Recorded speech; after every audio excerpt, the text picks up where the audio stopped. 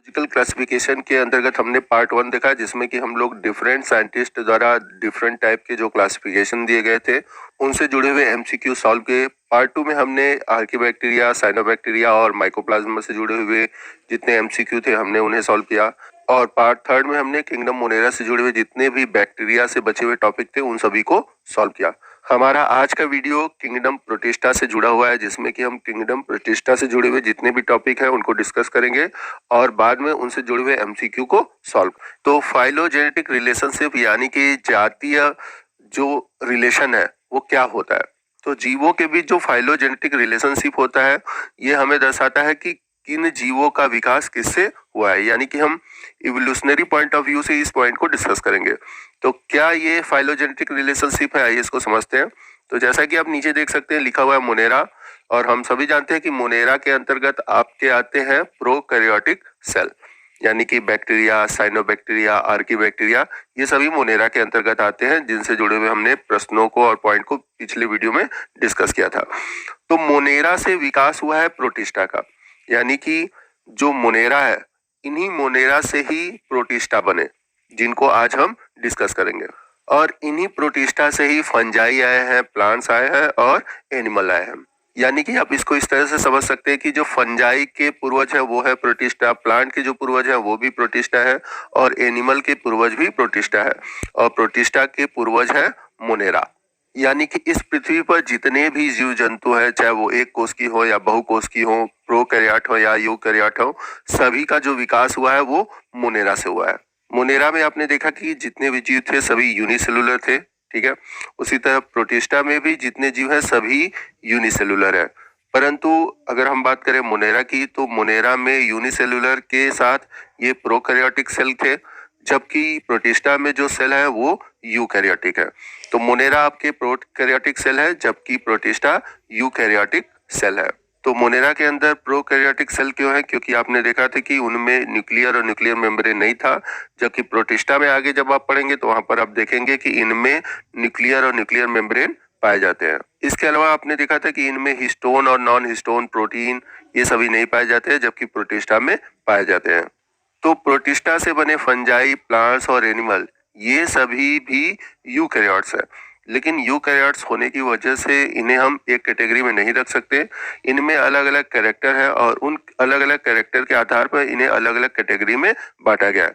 तो हम fungi, plant, animal ये जितने भी पढ़ते हैं, यानी कि जो रेटिकर का 5 किंगडम क्लासिफिकेशन है वो इसी फाइलोजेनेटिक रिलेशनशिप पर डिपेंड करता है। यानी कि उनका जो 5 किंगडम क्लासिफिकेशन है वो फाइलोजेनेटिक रिलेशनशिप को प्रदर्शित करता है। तो प्रोटिस्टा जो है वो दिखाता है कि जितने भी अदर यूकैरियोटिक ऑर्गेनिज्म है उनका इवोल्यूशन इन्हीं से हुआ है, यानी कि इनका जो विकास हुआ है प्रोटिस्टा से हुआ है। क्योंकि प्रोटिस्टा में आपको कुछ ऐसे कैरेक्टर दिखाई देंगे जिनमें कि फंजाई के कैरेक्टर भी हैं, कुछ प्लांट के भी कैरेक्टर हैं, कुछ एनिमल के भी कैरेक्टर हैं। जैसे एग्जाम्पल के रूप में ले लें कि जो प्रोटिस्टा है, प्रोटिस्टा में अधिकतर एनिमल के कैरेक्टर होते हैं, क्योंकि एनिमल में सेल वॉल नहीं पाए जाते हैं। परंतु कुछ ऐसे एनिमल आपको प्रोटिस्टा में मिलेंगे जिसमें क्लोरोप्लास्ट पाया जाता है, जैसे कि यूग्लिना हुआ। और ये कैरेक्टर किससे मिल रहा है? प्लांट से मिल रहा है। तो प्रोटिस्टा से ही सभी यूकैरियोटिक सेल का विकास हुआ। तो आइए हम किंगडम प्रोटिस्टा से जुड़े हुए जितने भी मोस्ट इंपॉर्टेंट टॉपिक हैं उन सभी को डिस्कस करें और उनसे जुड़े हुए एमसीक्यू को सॉल्व करें, जो कि आपके आने वाले एग्जाम के लिए मोस्ट इंपॉर्टेंट है। तो यदि हम बात करें किंगडम प्रोटिस्टा से जुड़े हुए जीवों की, तो ये सभी यूनिसेलुलर यानी कि एक कोष की और यूकैरियोटिक जीव होते हैं। इसके अलावा पीछे मैंने आपको बताया था कि जो किंगडम प्रोटिस्टा के जीव हैं वो प्लांट से भी समानता रखते हैं और एनिमल से भी समानता रखते हैं। तो इसके अंतर्गत कुछ ऐसे जीव पाए जाएंगे जिनमें कोशिका भित्ति यानी कि सेल वॉल हो भी सकता है और नहीं भी हो सकता है। तो अगर सेल वॉल होता है तो ये प्लांट से सिमिलरिटी रखेगा, और सेल वॉल नहीं होगा तो वो एनिमल से सिमिलरिटी रखेगा। इनके जो अधिकतर जीव होते हैं सभी एक्वाटिक होते हैं यानी जलीय होते हैं, और इनमें जो जनन होता है वास्तविक रूप से लैंगिक और अलैंगिक होता है, और अधिकतर जो होता है वो अलैंगिक होता है। जैसे कि यदि हम बात करें युग्लिना की, तो युग्लिना में अलैंगिक जनन यानी कि एसेक्सुअल रिप्रोडक्शन पाया जाता है। तो लैंगिक जनन का मतलब क्या हुआ कि गैमिट बनना, युग्मक बना, फर्टिलाइजेशन होना, युग्मनज बनना, ये सभी जो क्रियाएं होती हैं वो लैंगिक जनन यानी कि सेक्सुअल रिप्रोडक्शन में पाई जाती हैं। वही बात करें हम इनके न्यूट्रिशन यानी कि पोषण की, तो इनमें प्रकाश संश्लेषी भी होते हैं, परपोषी भी होते हैं। परपोषी में जैसे मितोपजीवी, परजीवी और सहजीवी, ये तीनों प्रकार के पाए जाते हैं। तो आप यहाँ पर देख सकते हैं कि जो ये प्रकाश संश्लेषी लक्षण है वो पौधों से समानता रखता है, क्योंकि पौधे ही प्रकाश संश्लेषी होते हैं, ठीक है। लेकिन अगर हम परपोषी की बात करें तो परपोषी जो लक्षण होता है वो एनिमल का कैरेक्टर है। तो किंगडम प्रोटिस्टा में आपको जंतु और पौधों दोनों के लक्षण दिखाई देंगे। वही बात करें इनमें सीलिया और फ्लैजेला की, तो इनमें सीलिया और फ्लैजेला पाए भी जा सकते हैं और नहीं भी पाए जा सकते हैं। अब यदि हम बात करें सीलिया और फ्लैजेला के फंक्शन की, तो ये चलने यानी कि लोकोमोशन में मदद करते हैं। वही बात करें हम वास्तविक नाभि की, तो ये यूकैरियोटिक होते हैं, इसलिए इनमें ट्रू न्यूक्लियस और न्यूक्लियर मेम्ब्रेन उपस्थित होते हैं। इसके अलावा mitochondria, Golgi body, lysosome, ribosome, अंतःप्रद्रवी जालिका, ये सभी चीजें भी पाई जाती हैं। और वहीं बात करें हम क्लोरोफिल की, क्लोरोफिल हो भी सकता है और नहीं भी हो सकता है, वो डिपेंड करता है कि जो ऑर्गेनिज्म है वो प्रकाश संश्लेषी है अथवा नहीं। अगर वो प्रकाश संश्लेषी होगा तो उनमें क्लोरोफिल पाया जाएगा। आइए हम किंगडम प्रोटिस्टा से जुड़े हुए एमसीक्यू को सॉल्व करते हैं। तो पहला क्वेश्चन है प्रोटिस्टा जगत किसने दिया था, तो इसका राइट आंसर है अर्नेस्ट हेकल ने, तो ऑप्शन बी होगा।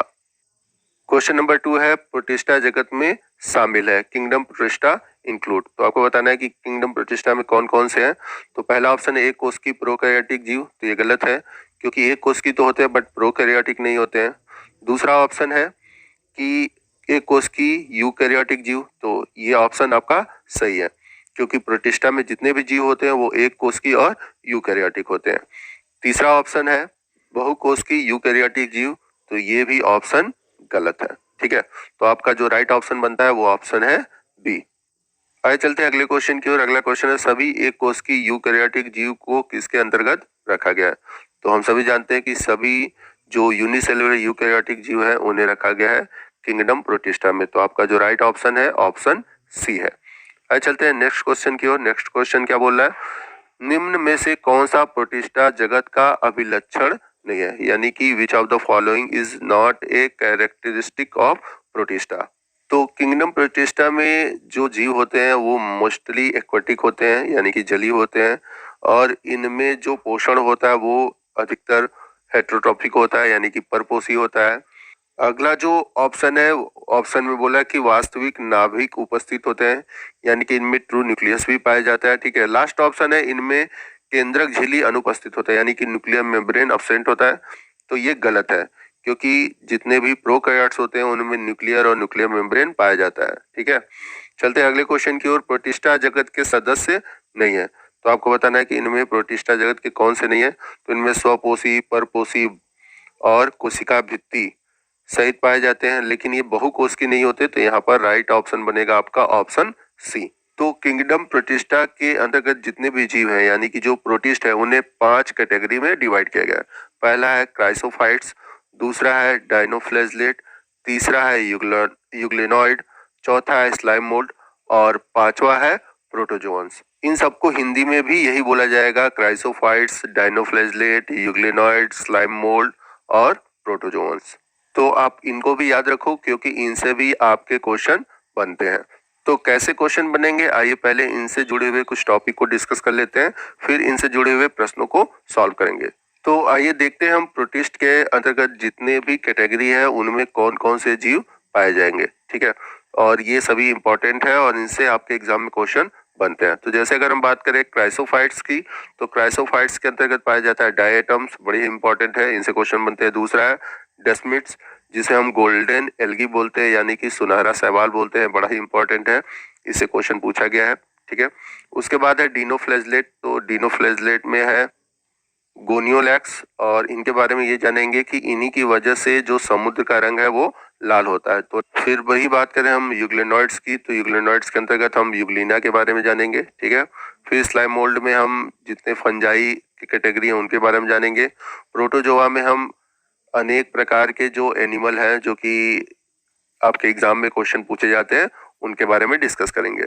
तो प्रोटोजोआ के अंतर्गत हम amoeba, Entamoeba, Trypanosoma, paramecium, Plasmodium और लिस्मानिया, इनके बारे में जानेंगे। तो आइए इनसे जुड़े हुए एमसीक्यू सॉल्व करते हैं। तो पहला क्वेश्चन है प्रोटिस्टा जगत में शामिल नहीं है, ऑप्शन है euglenoid, protozoa, slime mould, mycoplasma. तो माइकोप्लाज्मा नहीं पाए जाते, तो यहाँ पर आपका जो राइट ऑप्शन है ऑप्शन डी है। ठीक है, क्योंकि प्रोटिस्टा जगत में अभी आपने पढ़ा कि कौन कौन से जीव पाए जाते हैं। अगला है गलत मिलान चुने, यानी कि आपको इनकरेक्ट मैचिंग देखना है।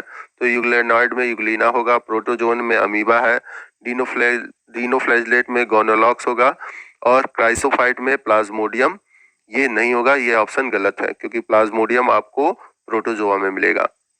अगला क्वेश्चन है जो कि मोस्ट इंपॉर्टेंट है, यहाँ पे पूछा हुआ है कि किसकी कोशिका भित्ति में सिलिका मिलती है। ठीक है, यहाँ पे आपके ऑप्शन है डायटम्स, अमीबा, सुनहरे शैवाल और प्लाज्मोडियम। तो आपका जो राइट ऑप्शन है ऑप्शन ए है डायटम्स।